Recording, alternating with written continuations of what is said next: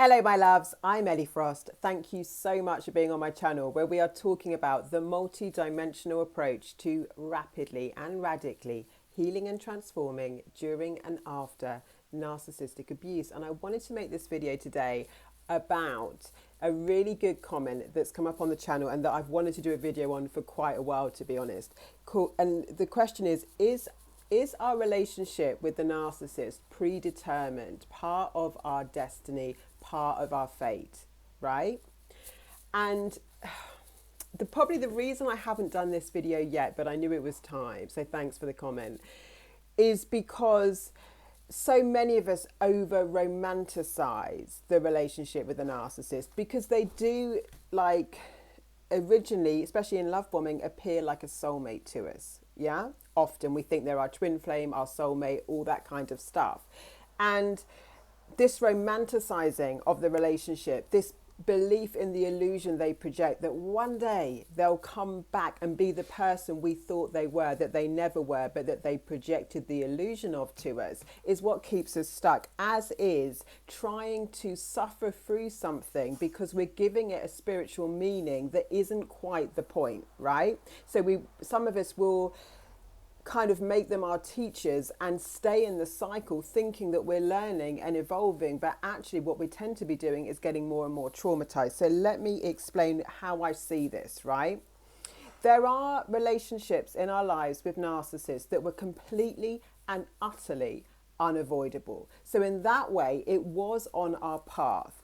If you were born like me, right, into a family of them, right? Both my parents were highly abusive and narcissistic. So that was unavoidable. Yeah. There was no way I could have avoided as a child that environment. Going forward in my life, much later, there were relationships where honestly, there was no other choice. I was literally, in situations where the narcissists were unavoidable, absolutely unavoidable. Sure, if we look at the quantum field and think about quantum physics, are there unlimited potentials and possibilities in the universe? To an extent, yes, that does exist. Yes, of course, it's an unlimited universe, but we're all on a unique soul journey and spiritual path, right? And our spiritual path isn't about experiencing abuse so much as it's about coming into our own sovereignty and healing unhealed parts of us from past generations, from past traumas, and from past lives, right? So there were many occasions later in my life where the narcissists were I could absolutely say they were unavoidable. I didn't see it coming. I didn't recognize it. They were completely kind of cloaked and hidden energetically from me, who they really were. And there were situations that I went in with perfectly good intentions, there was no reason, actually. Yes, in hindsight, perhaps there were some red flags now with the wisdom and knowledge I've got. But again, I was still in situations where I was not really seeing a lot of other choices available to me, but certain environments to live in, to work in, relationships in my community, whatever. They were everywhere. So what we don't want to do is romanticize this, and here's my solution to it, right? If we do the work I teach, like the sovereignty work, if you do the work of becoming sovereign, your own source to self of love, approval, validation, security, success, safety in the world, love, right, and connection, and you can self-generate that, then you will never ever be in a situation where you are presented or feeling like there is no other options but narcissistic abuse. But if we don't focus on our spiritual evolution and ascension and actually know how to, because that's what, I focused my whole life on evolution and my ascension and spiritual practices, but actually I didn't have the right tools for the right job, right? Which I talk about all the time, knowing the right tools for the right job. Then you won't need to go through the suffering, pain, agony, and trauma of narcissistic abuse. But if you're not focused on that, or you are, like a lot of people write all the time, and I was the same. I spent years becoming a Reiki master, theta healer, outside my corporate job as a director of big companies, right? I was actually, all my weekends, like all my self-study was all about mind-body connection, spiritual awakenings, healing modalities. I was on an ascension path, and yet still, after doing that for 10 years and actually not being in narcissistic environments, I move countries and get the worst 6 years of constant narcissistic abuse in all different situations coming at me from everywhere. It was like, from everywhere. So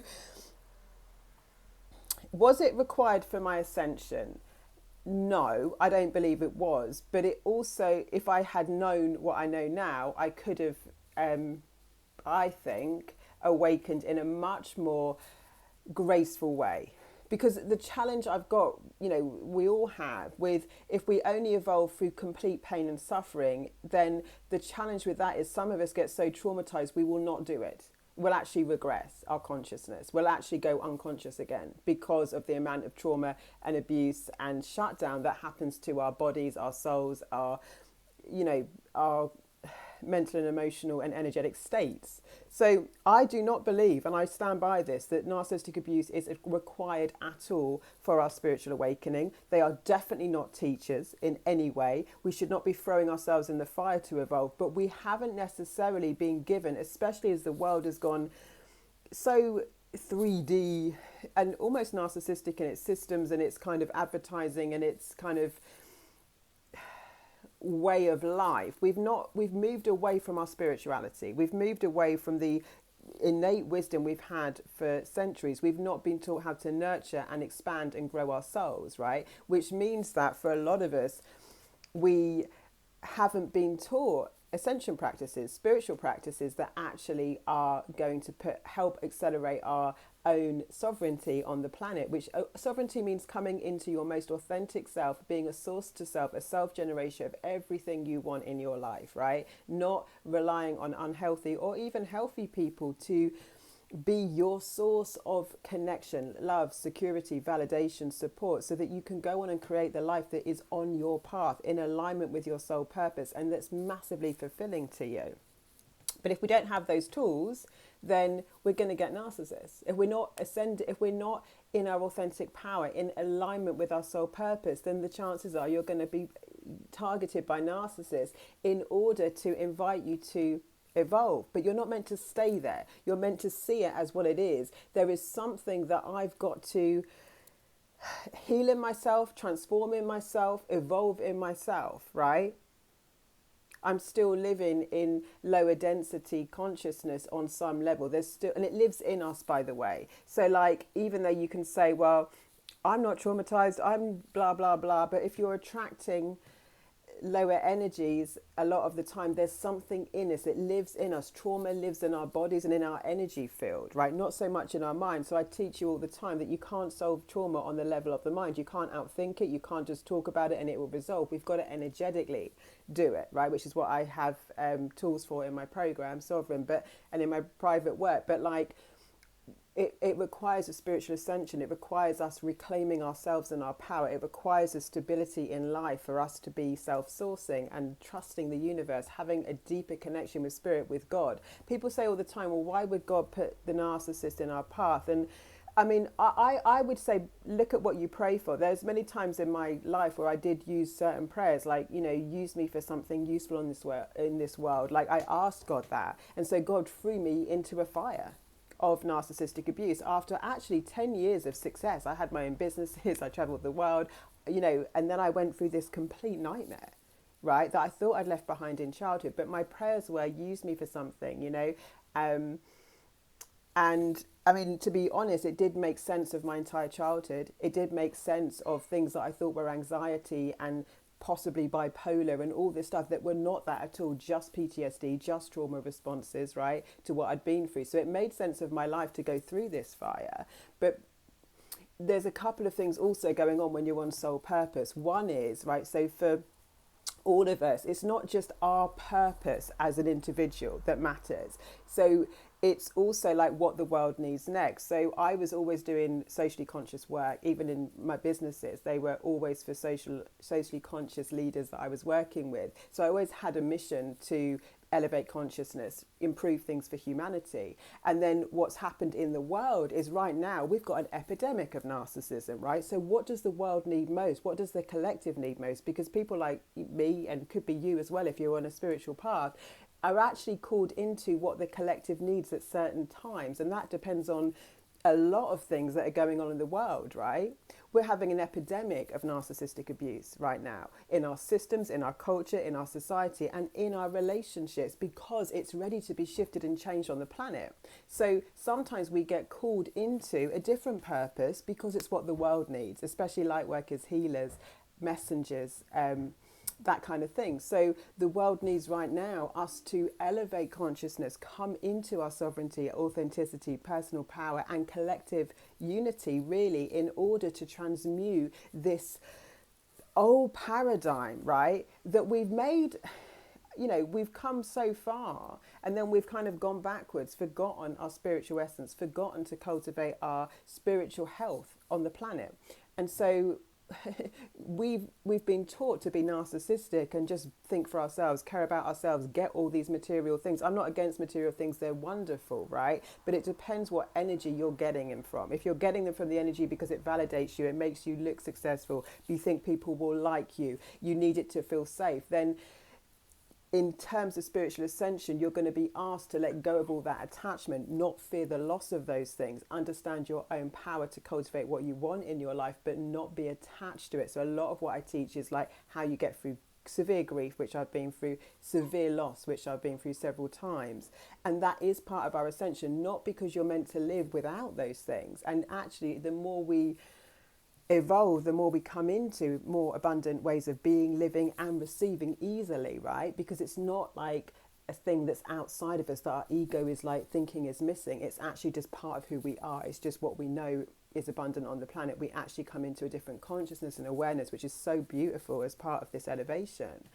But like, we've been kind of taught to be narcissistic, right? And that's where the world's unbalanced, and it's causing poverty, it's causing imbalance. There's such an imbalance between like the 1% of the population and the rest, right? When we've got so much. So like, we are being asked to rebalance this. It's a distortion on the planet. You do not need it to evolve. You do not need it for a spiritual awakening, but we've been disconnected from focusing on that as a very important part of our lives. You know, my clients and the people in Sovereign, you know, we laugh because, I mean, the breakthroughs in that program are amazing. It's open for a year now if you want to join, and the price is going up, by the way. It's going to double because I'm opening it for a year rather than 6 weeks now. It's going to double at the end of this month. But